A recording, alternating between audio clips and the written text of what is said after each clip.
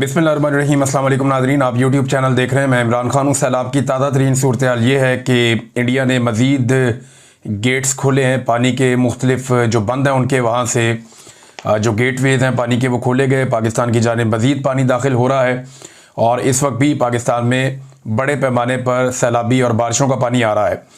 और जंग के इलाके में वहाँ पे भी कुछ बंद टूटे हैं और सैलाब अवामी जो एरियाज़ हैं जहाँ फसलें हैं वहाँ दाखिल हुआ है। स्पेशली जो शाहजीना का इलाका है वहाँ पे, फिर 18 हज़ारी के इलाके में सैलाब का पानी पहुँचा। वज़ीराबाद का इलाका आपके सामने है। चनाब के इर्द गिर्द, रावी के इर्द गिर्द और सतलुज के इर्द गिर्द सबसे ज़्यादा तबाही हुई है। चनियोट में सैलाबी रेला दाखिल हुआ पानी का और वहाँ पे एक बंद टूटा। उसके बाद ऐलान करवाए गए मसाजिद में और मुख्तलिफ लोगों ने ऐलान किए और फिर नकल मकानी वहाँ पे शुरू हो गई। बड़े पैमाने पर वहाँ पे फसलें तबाह हुई हैं और ज़्यादातर फसलें जिन इलाकों में तबाह हुई हैं ये चावल की फसलें हैं। चावल पाकिस्तान एक्सपोर्ट करता है, दुनिया को भेजता है। पाकिस्तानी चावल पूरी दुनिया में बड़े शौक़ से लोग खाते हैं और पाकिस्तान की ये एक ऐसी क्रॉप है जो बाहर एक्सपोर्ट होती है। तो इस मरतबा पाकिस्तान के चावलों को नाकाबिले तलाफ़ी नुकसान पहुँचा है और ज़्यादा सैलाब उन इलाकों में आया जहाँ पे चावलों की पैदावार होती है। यानी रावी किनारे ज़्यादा होते हैं, सतलुज वाली साइड पे होते हैं, चनाब किनारे होते हैं। और ये जो ज़मीन है हाफजाबाद से लेके ऊपर सादकाबाद तक की और ये नारोवाल की और इसके आसपास शेखुपुरा साइड, ये चावलों के लिए बड़ी मकबूल ज़मीन है। और यहाँ पे जो चावलों की फसलें हैं वो बुरी तरह तबाह हुई हैं। किसानों का एक बहुत बड़ा नुकसान हुआ है। चनियोट में लोगों ने इस बात की शिकायत की है कि शुगर मिल को बचाने के लिए हमारे इलाकों को और हमारी फसलों को डबो दिया गया है। तो इस तरह की जो शिकवे हैं वो हर सैलाब में आते हैं। अमीरों की ज़मीनें हमेशा आखिर में डूबती हैं, गरीबों के घर और उनकी ज़मीनें हमेशा पहले डूबती हैं। जैसा कि लाहौर में एक सोसाइटी को बचाने की बहुत कोशिश की गई। चूंग लाहौर का इलाका जो है वहाँ मुख्तलिफ इलाकों में सैलाब का पानी दाखिल हो गया। जिस सोसाइटी को बचाने की कोशिश की जा रही थी वो अलीम खान की सोसाइटी है। मुख्तलिफ बंद बनाए और तोड़े जा रहे थे लेकिन फिर भी उस सोसाइटी के अंदर पानी दाखिल हो गया। एक जिद पकड़ी हुई थी अलीम खान ने कि इसमें पानी नहीं आने दूंगा, क्योंकि इमरान खान साहब ने बहुत पहले मना किया था कि इस सोसाइटी को किसी सूरत भी नहीं बनना चाहिए। इमरान खान साहब इस सोसाइटी के लिए परमिशन नहीं दे रहे थे और यही वजह थी कि ये सारे मिलके उस्मान बुज़दार के खिलाफ हो गए थे। यानी उस्मान बुज़दार की बहुत सारी नेगेटिव चीज़ें मैं खुद भी रिपोर्ट करता रहा हूँ और मैं उसे काबिल वज़ीर आला नहीं समझता। लेकिन ये जो मामला है इसमें अलीम खान को एक प्रॉब्लम ये भी था उस्मान बुज़दार से कि ये शख्स क्यों मेरी सोसाइटी के रास्ते में रुकावट बना हुआ है। तो इमरान खान साहब के दौर के अंदर ये इशू तो था कि जो अलीम खान को परमिशन नहीं मिलती थी। इस सोसाइटी के बारे में इमरान खान साहब ने क्या कहा था, ये अलीम खान साहब की सोसाइटी है और अभी अलीम खान साहब के हवाले से और भी खबरें मैं आपके सामने रखता हूँ। लेकिन पार्क व्यू सोसाइटी, इसमें पानी दाखिल हो गया और इसके तमाम जो अहम तरीन ब्लॉक हैं जो बड़े महंगे बेचे गए हैं, लोगों ने 2-2 करोड़ 4-4 करोड़ का प्लॉट लिया, वहाँ पे घर बनाए, वो सारे डूब गए हैं। लोग अपने घर, अपने गाड़ियाँ, अपना कीमती सामान छोड़ के वहाँ से निकले हैं फौरी तौर पे जान बचा के। और लाहौर के मुख्तलिफ होटलों में जो कमरों की कीमत है वो ज़मीन से आसमान पे पहुँच गई है, क्योंकि लोग अपनी जानें बचा के होटलों में पहुँचे और वहाँ पे जो होटल हैं वो फुल हो गए हैं। वहाँ भी लोगों को अब जगह नहीं मिल रही, लोग अपने रिश्तेदारों के घरों में जा रहे हैं मुख्तलिफ जगह पे। तो लोगों का काफ़ी माली नुकसान हुआ है, अरबों रुपए का नुकसान लोगों का हो गया। लेकिन अलीम खान साहब ने बहुत पैसा इसमें बनाया है। अब जनाब इमरान खान साहब तामीरात की इजाज़त नहीं दे रहे थे। इमरान खान साहब ने क्या कहा था, ज़रा ये आप सुने। आप अलीम खान का ये है कि उन्होंने 300 एकड़ ज़मीन ले ली रावी के अंदर, वो लीगल करवाना चाहते थे और रावी के बेड के ऊपर इलीगल है ज़मीन। प्लस उनके केसेस नैब में भी थे, उनके केसेस ये पेंडोरास पेपर में भी उनका नाम आ गया। तो वो मेरे ख्याल में मेरे से एक्सपेक्ट करते थे कि जब मैं, क्योंकि हम पावर में हैं तो हम वही चीज़ें करें जो नवाज शरीफ और ये जरदारी करते आए हैं कि पावर में आकर सारे गलत काम जायज़ करवा दें। ये अलीम खान के बारे में इमरान खान साहब ने फरमाया था। इमरान खान साहब ने एक और बात भी की अलीम खान के बारे में ही, और वो ये बताते रहे हैं कि इनका जो एक ग्रीन एरिया उसको ये ब्राउन एरिया बनाना चाह रहे थे और इसमें अरबों रुपए का इन्होंने पैसा बनाना था। अहमद हसन बोबक साहब ने एक सबूत सामने पेश किया है और ये पार्क व्यू सिटी के हवाले से इन्होंने एक डॉक्यूमेंट भी शेयर किया है कि बड़ा सबूत सामने आ गया। मरीम नवाज ने 25 फरवरी 2024 को वजारत आला का हलफ उठाया और सिर्फ 9 दिन बाद ही 4 मार्च 2024 को अलीम खान की पार्क व्यू सिटी को रूडा से मंजूरी दिलवा दी और आज पार्क व्यू डूब चुकी है। अब बात यहीं ख़त्म नहीं हुई, बल्कि इस मंजूरी के बाद रोड अप्रूवल के नाम पर अलीम खान ने पार्क व्यू सिटी लाहौर में रिहायशियों से 70,000 रुपये फी मरला के हिसाब से बटोरे और इस तरह उन्होंने जो पैसा कमाया वो 10 अरब रुपए की दिहाड़ी लगाई। और यानी वो कह रहे हैं कि रूडा अप्रूवल की जद में आने वाले प्लॉट की तादाद तकरीबन 15 से 20 हज़ार है और इनमें 70% 5 मरला जबकि बाकी 10 मरला और कमर्शियल प्लॉट्स हैं। तो ये जनाब अलीम खान साहब की सोसाइटी है, ये डूब गई है। और आज ये अलीम खान साहब जो हैं वो मरीम नवाज साहिबा के साथ एक कश्ती में सैर कर रहे थे। ये निकले और कश्ती के अंदर इन्होंने विज़िट भी किया। एक दौर था, मुझे अच्छी तरह याद है, इसी अलीम खान के बारे में मरीम नवाज साहिबा के अल्फाज थे कि पीटीआई ने कब्ज़ा ग्रुप अलीम खान को टिकट दे दिया है। तो एक दौर में ये कब्ज़ा ग्रुप था, इमरान खान की एटीएम था, लेकिन अब यही बंदा जो है वो लाहौर का बेटा करार दिया जा रहा है। अपना टीवी चैनल होना तो बंदा कुछ भी कह सकता है अपने आप को। तो लाहौर के बेटे की जान भी खतरे में है। यानी समा टीवी ने इस तरीके से ये खबर चलाई है, मैं वो पढ़ के हैरान हो गया जिस किस्म का इन्होंने ये सामने टिकर बनाया हुआ था और उसका थंबनेल बनाया हुआ था कि लाहौर के बेटे अब्दुल अलीम खान 3 दिन से रावी पर मौजूद। तो रावी पे उनकी सोसाइटी है भैया, अरबों रुपया वहां से कमाया हुआ है, वहीं पे मौजूद होना है। जान खतरे में डालते हुए मरीम नवाज के साथ सूरत हाल का जायजा और जनाब लेने के लिए पानी में उतर पड़े। ये इतनी बड़ी कुर्बानी दे दी, लाहौर का बेटा भी करार दे दिया। भाई लाहौर वालों से पूछ लो बेटा है या नहीं है। लाहौर में जो इलेक्शन इन्होंने लड़ा है, इमरान खान साहब के एक अदना कारकुन ने दिन में तारे दिखा दिए थे और लेंथों के साथ उसने इलेक्शन हराया था, लंबी लीड के साथ इलेक्शन हराया था। फिर फार्म 47 जाली जारी हो गया, अलीम खान को भी, ओन चौधरी को भी, और इन दोनों को जो है वो एस्टेब्लिशमेंट ने, क्योंकि यकीन दहानी करवाई थी, तो इन दोनों को एस्टेब्लिशमेंट ने इलेक्शन जितवा दिया। जहांगीर खान तरीन को इसलिए इलेक्शन हरवा दिया गया कि वो अपने आप को वजीर आजम समझना शुरू हो गए थे, लिहाजा उन्हें खेल से बाहर कर दिया गया और बाकी चीज़ें नवाज दी गई। कमज़ोर आदमी वो साइड पे हो गए, लेकिन अब्दुल अलीम खान को क्योंकि इन्होंने थोड़े पे मान जाना था और साथ में जो ओन चौधरी है, इन दोनों को नवाज दिया गया और इन दोनों को एमएनए बनवा दिया गया। लेकिन इमरान खान साहब के एक कारकुन ने, इजाज भुट्टर साहब ने, इन्हें लेंथों के साथ इलेक्शन हराया था। अब लाहौर से पूछना चाहिए कि लाहौर इन्हें अपना बेटा समझता है या नहीं समझता। अपना टीवी हो तो आप जो मर्जी खबरें चलवा लें। इससे पहले तो इनको मरीम नवाज और बाकी सारे लोग जो है वो कहा करते थे कि ये कब्जा ग्रुप है, लेकिन अब वो कुछ और कहते हैं। हैरत अंगेज तौर पे नाजरीन, जो तस्वीर मरीम नवाज और नून लीग शेयर कर रहे हैं वो बहुत अजीब है। यानी एक ट्विटर के ऊपर जंग लगी हुई है, वो सोशल मीडिया पे साबित करना चाहते हैं कि हम काम कर रहे हैं, हालांकि ग्राउंड के ऊपर ये टके का काम नहीं कर रहे। जहां से भी वीडियो आती है लोग शिकवे और शिकायतें कर रहे हैं, जनाब हमें पूछने वाला कोई नहीं है। मिसाल के तौर पे मरीम नवाज ने वजीराबाद की 2 वीडियोस लगाई हैं। एक में उन्होंने दिखाया जनाब के पहले और बाद में। मजे की बात यह कि पहले और बाद में वाली जो वीडियो होती है उसका एक सिंपल एडिटिंग का उसूल है कि एग्जैक्टली वही जगह आपने दिखानी होती है पहले और वही जगह आपने दिखानी होती है बाद में, या वही शख्स आपने दिखाना होता है पहले और वही शख्स आपने दिखाना होता है बाद में।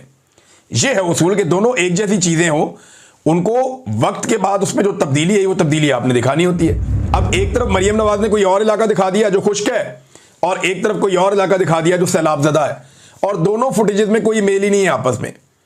एक तरफ किसी और इलाके की फुटेज चल रही है, एक तरफ जो है वो इलाका मुख्तलिफ नजर आ रहा है। समझ नहीं आ रही कि ये क्या हो गया। फिर इन्होंने कुछ ऐसी तस्वीरें शाया की, कुछ ऐसी वीडियोज लगाई नून लीग के मीडिया सेल ने, जहां से उनका दावा है कि चंद घंटों पहले तक बहुत ज्यादा सैलाबी पानी था, लेकिन अब वो दावा करते हैं कि पानी निकल गया वहां से। लेकिन वो जो तस्वीर और वीडियो इन्होंने लगाई उनके अंदर तो ऐसा लगता है कि यहां पे कई हफ्तों से पानी आया ही नहीं। यानी लोग पागल तो नहीं है ना, रोटी को चोची तो नहीं कहते भाई। अगर आप कहीं से सैलाब का पानी निकालेंगे तो जमीन मुकम्मल तौर पे खुश्क तो नहीं हो जाएगी ना 2 घंटों में। भाई जहां पे आज सुबह पानी है 2-2 फुट, 3-3 फुट या 1-1 फुट भी पानी है, या चले 1-1 इंच भी पानी है, जब पानी वहां से निकलेगा तो क्या ये हर चीज एवेपोरेट हो जाएगी फौरी तौर पे? सड़क और साइड पे मट्टी और साइड पे जो घास है, जो ग्राउंड है, या जो वहां पे पौधे हैं, वो सारे मुकम्मल तौर पे खुश्क हो जाएंगे। हैरत होती है, मुझे ऐसा लगता है कि शायद ये पुरानी तस्वीरें कहीं से इनको मिल गई, वो उठा उठा के लगा रहे हैं। जैसे मरीम नवाज ने एक और काम किया, यानी पंजाब हुकूमत के आप कारनामे देखें, एक के बाद एक अजीब कारनामा। मरीम नवाज ने कोई एक मुहर्रमुल हराम के हवाले से मीटिंग की थी, लगभग 2 महीने पहले की बात है। उस मीटिंग की जो वीडियो है उसको सैलाब की मीटिंग बना के जारी कर दिया। ये पंजाब हुकूमत के कारनामे एक के बाद एक कारनामे कर रहे हैं। एक के बाद एक कारनामा कर रहे हैं और शो ऐसे कर रहे हैं जैसे कि बहुत जबरदस्त ये काम कर रहे हैं। अपनी नालायकी का भी मरियम नवाज ने खुद ही पोल खोल दिया। ये देखें आप, ये एक मरियम नवाज को किसी सहाफ़ी ने सवाल किया और पूछा कि जनाब ये क्या ज़रूरत थी कश्ती में बैठ के दरिया में जाने की। तो वो कहती मेरे जाने का फ़ायदा हुआ। और फ़ायदा क्या, वो बता रही है कि कश्ती में जाने से मुझे पता चला कि कश्तियों में रेस्क्यू करने का जो बुनियादी सामान है वो मौजूद नहीं है। यानी अपनी नाअहली का, अपनी हुकूमत की नाअहली का खुद ही पोल खोल रही हैं। वायरलेस सिस्टम नहीं है, एमरजेंसी लाइट्स नहीं है कि रात के वक्त और शाम के वक्त जाना पड़े तो, लाउड स्पीकर जो है वो भी नहीं है, और इसके अलावा फर्स्ट एड्स का भी सामान नहीं है, खुश्क राशन जो है वो भी नहीं है, और कश्तियों के इंजन भी बेहतर हालत में नहीं है, चलती हालत में नहीं है, यानी उनको भी ठीक करवाने की ज़रूरत है। तो ये मरियम नवाज साहब को पता चला। अब सैलाब की प्रेडिक्शन जो है वो 15 दिन से ज़्यादा हो गए आई हुई है। 1 महीने पहले से वार्निंग जारी की गई थी महकमों की जानिब से कि सैलाब आ सकता है। तब से लेकर अब तक ना कश्तियां चेक की गई, ना लाउड स्पीकर चेक किए गए, ना लाइटें चेक की गई, ना इंजन चेक किए गए, और ना ही रेस्क्यू करने का जो एक बुनियादी सामान होता है वो कश्तियों को या रेस्क्यू वालों को मुहैया किया गया। गो के रेस्क्यू का महकमा जो है वो बड़ी जांफिशानी के साथ काम कर रहा है, बड़ा जोर लगा रहा है। अगर ये सियासतदान इस सारे मामले से बाहर हो जाएं तो शायद वो दुगना काम कर सकें। अब ये कश्ती के अंदर बैठ जाते हैं और हाथ हिला रहे हैं, कैमरामैन इनके साथ हैं। मजे की बात यह कि कैमरामैन एक नहीं है ना, ये मिसाल के तौर पे ये वाले कैमरे में ड्रामा कर रही है ना, तो यहां पे हाथ हिला दिया, यूं करके हाथ हिला दिया। अब ये इनके दिमाग में नहीं है, इनको प्रोडक्शन का भी बिल्कुल नहीं पता कि एक कैमरामैन इधर भी बैठा हुआ है। वो जब वीडियो बना रहा है तो वो ये दिखा रहा है कि ये हाथ उधर हिला रही है, उधर बंदा ही कोई नहीं है, पूरा का पूरा दरिया खाली है।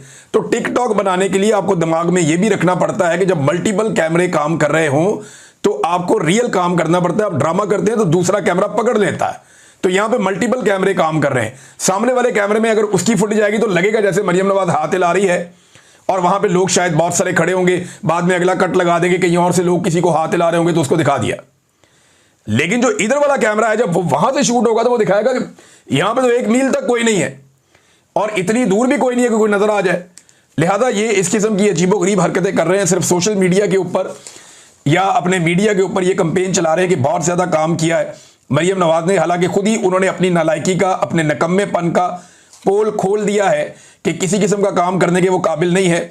ज्यादातर जो कश्तियां भी नादरीन चल रही है ना, मैं इसको इसलिए जानता हूं कि मैंने पिछले फ्लड में काम किया था।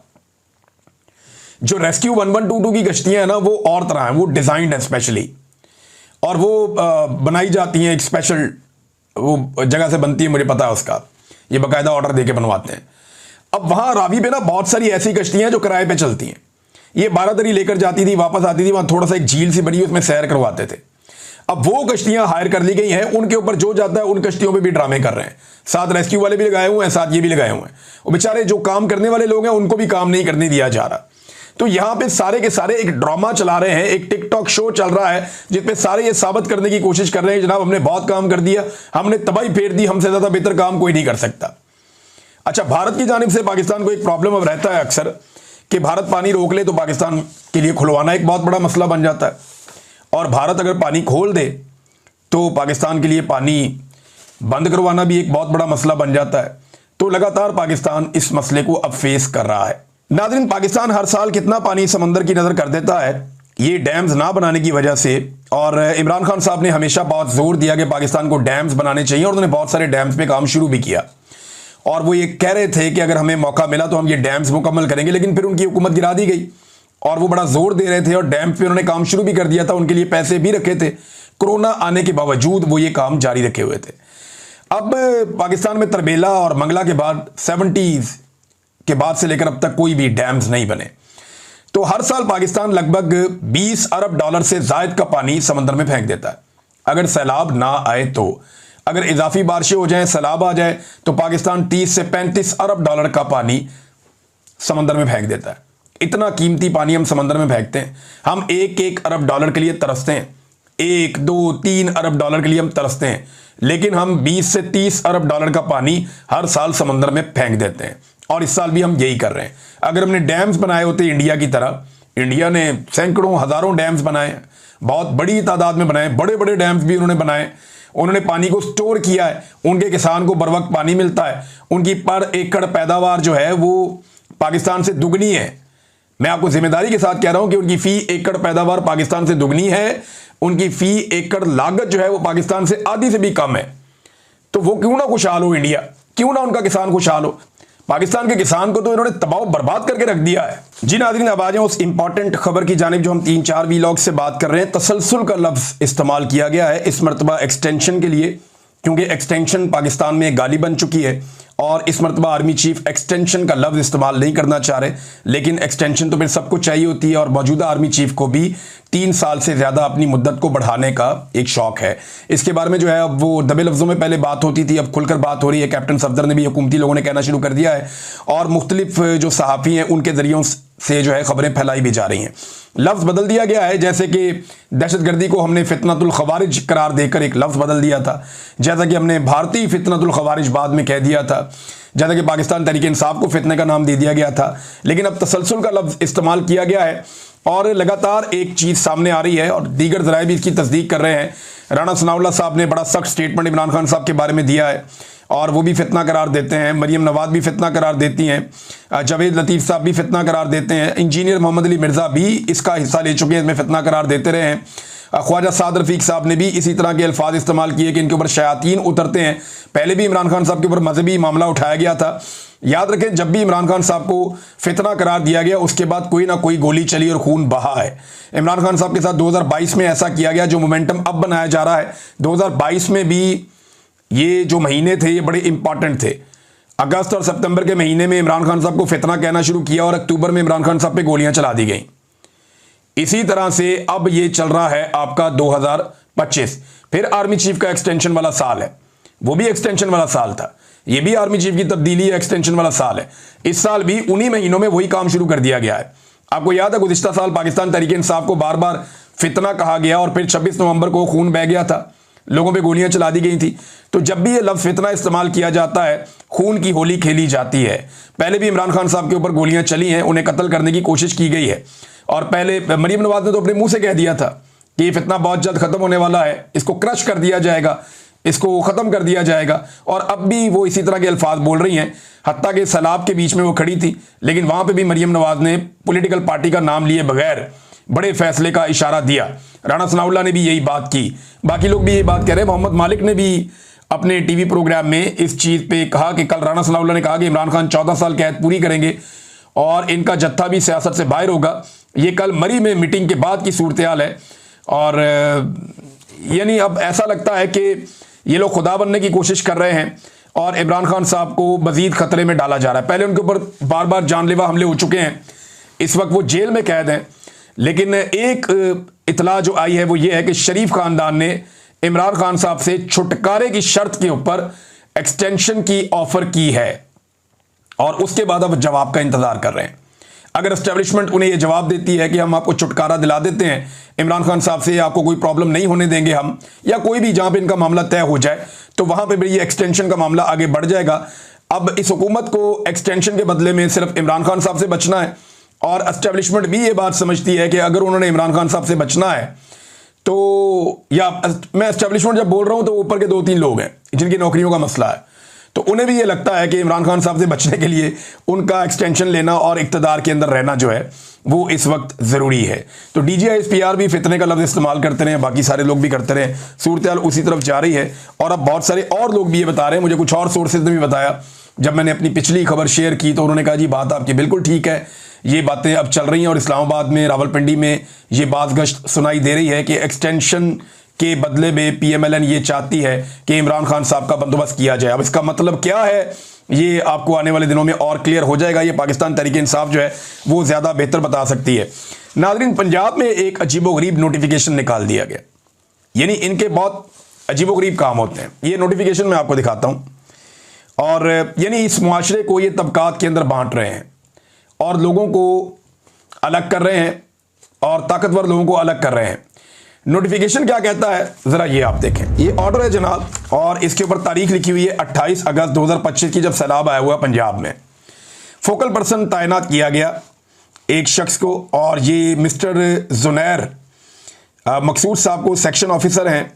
RMC SHC and ME department is hereby nominated as focal person on behalf of specialised Healthcare and Medical Education Department to coordinate with all the vice chancellors, executive directors, medical directors, deans, medical superintendents for the provision of necessary medical services to government officers of PAS and PMS officers and their families from all the medical health facilities under the administrative control of SHE and ME department। देखें आप, उन्होंने special focal person ही बना दिया कि अगर कोई bureaucrat बीमार हो जाए या उसके खानदान में कोई बीमार हो जाए तो उनको इलाज मुआवजे की बेहतरीन फैसिलिटीज प्रोवाइड करने के लिए बाकायदा अब एक फोकल पर्सन तैनात कर दिया गया है जो ये जिम्मेदारी अदा करेगा और तमाम बड़े बड़े डॉक्टरों से, अस्पतालों से, MS से, डीन से, उन तमाम लोगों से वो राब्ते में रहेगा और उन्हें बताएगा जनाब फलां जो हमारे ब्यूरोक्रेट साहब हैं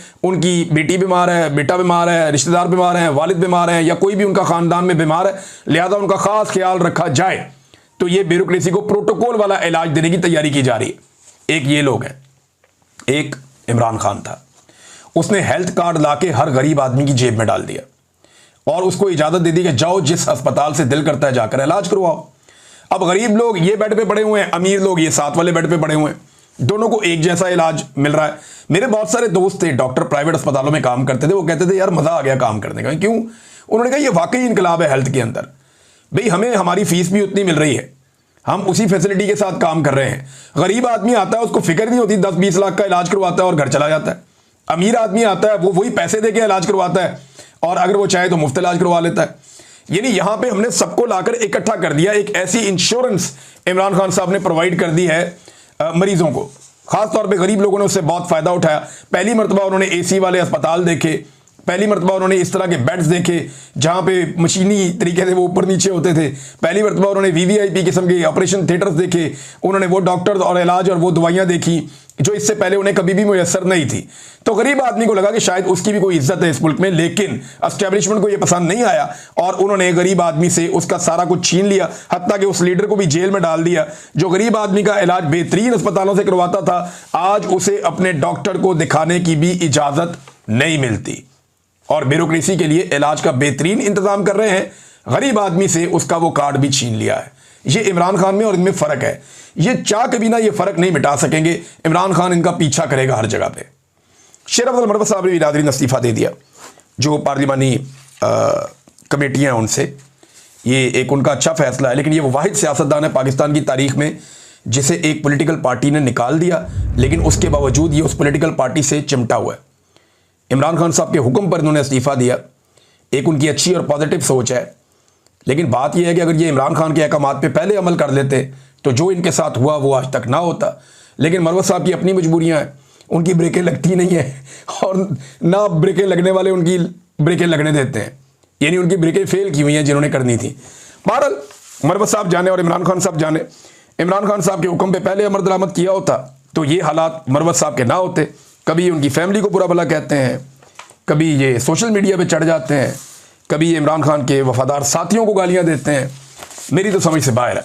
बहरहाल मरवत साहब को इस बात का आइडिया है, या तो ये इमरान खान से बहुत इश्क करते हैं या इन्हें पता है कि इनकी बका तब तक है सियासी जब तक कि ये इमरान खान की पार्टी के साथ चिमटे रहेंगे, वरना अब तक कोई और होता तो वो इस सीट से इस्तीफा देकर चला जाता जैसे इनको पार्टी से निकाला गया। अब तक के लिए इतनी, अपना ख्याल रखिएगा, अपने इस चैनल का भी। अल्लाह हाफिज़।